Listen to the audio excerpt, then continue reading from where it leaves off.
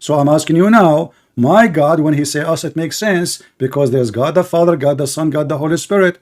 Allah, when he say us, why he say it? You said to Okay. me, okay, Allah sometime in the Quran. Show Hold me on, hold on, when hold did you on, hold say? on, hold on, boy, little boy. Listen, okay, I will speak like you. Okay, some time Allah he say I, sometime Allah he say us. This is not the question. I'm asking you why he say us. Okay, now you show me when you say God is three See, here we person, go. So you are Father, not going to Son, answer. and You are Holy not going to Spirit. answer why Allah is using the word us. Why you afraid my question? Why you are afraid of my question? I answered you. I showed you the Can you always verses. I showed you the verses. disturbing I my answer question? you that Jesus is the Son, and now you are in trouble. Your God, it turned to be that your God Allah, He claimed to be us, but He is not us. So why you don't want to answer me and tell me why Allah? Just say it. Just tell us, my friend. What the problem? What is your difficult for you? You are an expert. So why you cannot say us, what us meant when Allah he say us? Do he mean he is one by saying us? Or he mean that he... Dalam Al-Quran, Allah Subhanahu wa Ta'ala menggunakan kata ganti mufrad atau tunggal, dia, aku, atau engkau.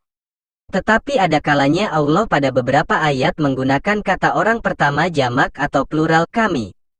Untuk kata ganti pertama tunggal, seperti huwa atau anta, untuk mewakili zatnya, hal ini tentu sudah maklum, karena semua kata ganti itu merujuk pada ketunggalan atau keesaan. Sementara kata ganti orang pertama jamak seperti nahnu, merujuk pada dua atau lebih entitas, sehingga tidak bisa mewakili zatnya yang esa. Penjelasan ini tentu merujuk pada kaidah umum bahasa Arab.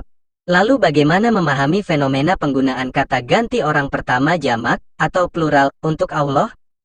Tentu saja semua kata ganti orang pertama jamak untuk Allah ini tidak dipahami secara literal, karena bertentangan dengan hukum akal dan nas agama itu sendiri. Sebagai contoh penggunaan kata ganti jamak, kita dapat menemukannya antara lain pada ayat sebagai berikut. Inna nahnu nazzalna zikra, wa inna lahu lahafizun, sungguh, kami menurunkan Al-Quran. Kami juga penjaganya, atau nahnu narzukukum, kami memberimu rezeki. Ulama menjelaskan penggunaan kata ganti jamak orang pertama untuk Allah, sebagai bentuk pengagungan diri atau sebentuk pertunjukan kuasanya.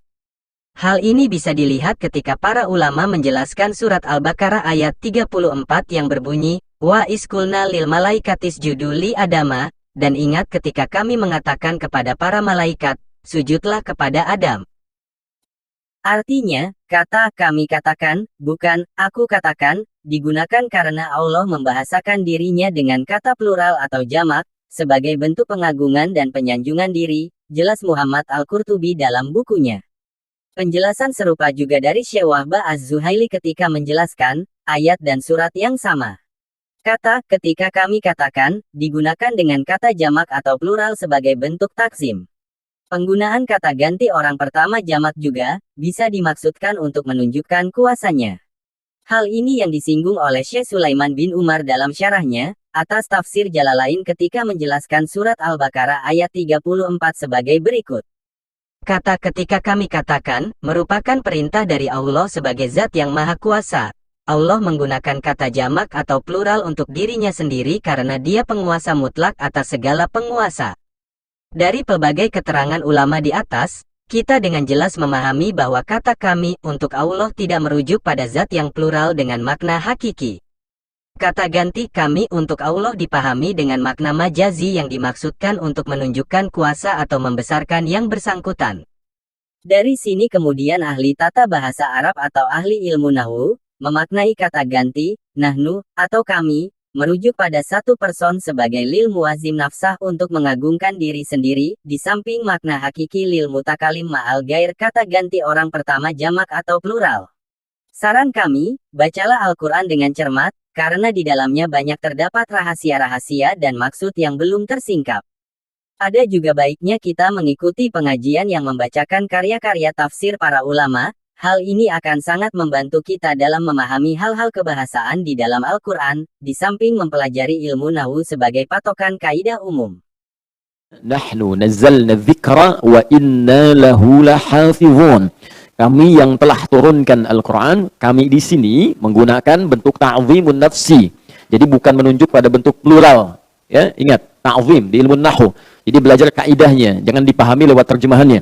Jadi kalau ada satu bahasa, kemudian menyampaikan sebuah pesan, maka dipelajari kemudian gramatikal bahasanya. Jangan ditafsirkan dengan bahasa lain. Karena itu ungkapan dalam bahasa Inggris akan lebih enak dipahami dengan menggunakan bahasa Inggris lagi. Ungkapan bahasa Indonesia akan lebih nyaman dipahami dengan bahasa Indonesia lagi. Maka bahasa Arab pun mesti dipahami, dipelajari, kemudian juga dikaji dan dimaknai dengan makna berdasarkan bahasa Arabnya. Ya, jadi jangan sampai bahasa Arab dipahami dengan bahasa yang lainnya, akan berbeda. Ya, nahnu dalam kaidah ilmu nahwu itu bisa ya digunakan untuk menunjuk makna jama dalam konteks hal biasa. Ya, nahnu su'ada, kita semua bahagia, gembira. Tapi dalam konteks ilmu balaghah, ya kalau dibawa maknanya ke konteks balaghah, maka dia menunjuk pada dua makna. Satu, ta'zimun nafsi, yang kedua ta'zimus sya'ni. Ya, ta'zimun nafsi menunjukkan pada satu keagungan, kebesaran, ya kehebatan. Ya, pernah dengar kalau ada misalnya seorang pemimpin berkata, kami ya akan tetap menjaga persatuan dan kesatuan negara ini. Ya, kami di sini untuk menunjukkan bahwa punya kuasa, punya kekuatan. Nah, Allah ketika di Al-Quran menggunakan bentuk ta'zimun nafsi, nahnu atau inna, ini menunjukkan kehebatan, keagungan dan kebesaran Allah Subhanahu wa taala. Seakan-akan Allah ingin menyampaikan, hanya saya dengan segala keagunganku yang bisa menjaga Al-Quran melewati setiap dimensi tanpa batas dan tidak ada perubahan. Kalau bukan Allah yang jaga, mustahil bisa bertahan. Tunjukkan pada saya kalimat mana, teks mana di muka bumi ini yang bertahan melewati abad-abad dan berbagai dimensi sampai dengan sekarang tanpa perubahan. Al-Quran sudah lewat 15 abad. Tidak berubah kalimatnya, hurufnya, bahkan kepada harakatnya. Sampai saat ini. Alif Lam Mim tidak pernah tertukar. Sampai sekarang Alif Lam Mim. Tapi yang di alam nasrah dibacanya alam. Padahal dua-duanya sama bentuk hurufnya. Alif Lam dengan Mim. Yang satu Alif Lam Mim, yang kedua alam. Tidak ada perubahan sama sekali. Ya, sampai dengan saat ini. Kata Allah, kalau bukan saya yang tetapkan, mustahil demikian. Karena semua tulisan-tulisan yang nampak sampai dengan sekarang akan mengalami perubahan-perubahan. Itulah yang dimaksudkan perbedaan antara kalam khaliq dengan makhluk. Karena itu Al-Quran tidak bisa disebut makhluk. Ya, ingat, Al-Quran tidak boleh disebut makhluk. Karena kalam makhluk berbeda dengan firman Allah Subhanahu wa taala. Jelas sampai di sini? Baik. Jadi kalau kita belum yakin bahwa Al-Quran itu mukjizat, maka Allah tunjukkan, cuman saya yang bisa membuat ini kalam abadi tanpa perubahan dan tanpa kurang sedikit pun. Untuk menunjukkan kepada kita bahwa Al-Quran itu benar dan Allah itu hak. Jadi kalau dengan tampak seperti ini belum yakin juga Allah Tuhan, nah maka dengan cara apa lagi diberikan bukti bahwa Al-Quran firman Allah dan Allah Tuhan yang hak. Kadang-kadang Allah menggunakan saya untuk menunjukkan bahwa ini saya yang Tuhan, bukan yang lain. Karena nanti ada hal-hal yang dianggap Tuhan oleh masyarakat yang lain, dia mengatakan bisa mencipta juga. Maka Allah katakan, saya yang Tuhan, bukan kalian. Dan nanti ditunjukkan di ayat-ayat lain. Ya. Misal, kenapa harus Allah yang Tuhan, bukan yang lainnya? Ya. Nanti diberikan sifat-sifatnya. Misal, mohon maaf, satu, contohnya Quran surah 21 ayat ke-22. Ya. Al-Anbiya.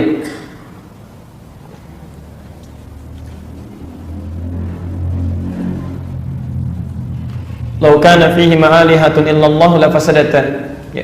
Kalaulah di semesta ini ada Tuhan-Tuhan lain lebih daripada satu selain Allah, tentu kacau ini. Kacau mengatur alam semesta ini. Ada ayatnya? Baik. Saya mau tanya pada Bapak Ibu sekalian. Maaf, kalau di ruangan ini ada 3 orang saja, kemudian ingin menyampaikan sesuatu ide, kira-kira semua pendapatnya akan sama tidak? Tidak. Maka bagaimana kalau Tuhannya lebih daripada satu? Yang satu mengatakan turunkan hujan di Kelapa Gading, yang satu mengatakan jangan dulu, di sana belum sholat semuanya tuh. Yang satu mengatakan ya udah beri hujan sebagian, jangan sebagian. Ributan itu, ya, mustahil. Ya.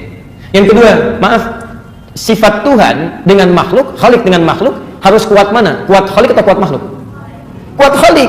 Mustahil ada Tuhan sama kekuatannya dengan makhluk, mustahil. Apa faedahnya jadi Tuhan? Atau yang kedua yang paling aneh, ada Tuhan lebih lemah dibandingkan dengan makhluk. Bahkan yang bikin Tuhannya makhluknya. Itu aneh ya. Maka saat ada orang-orang lain mengatakan Tuhan kami bisa melahirkan dan dilahirkan, Tuhan kami banyak, kata Allah saya ahad, saya satu-satunya.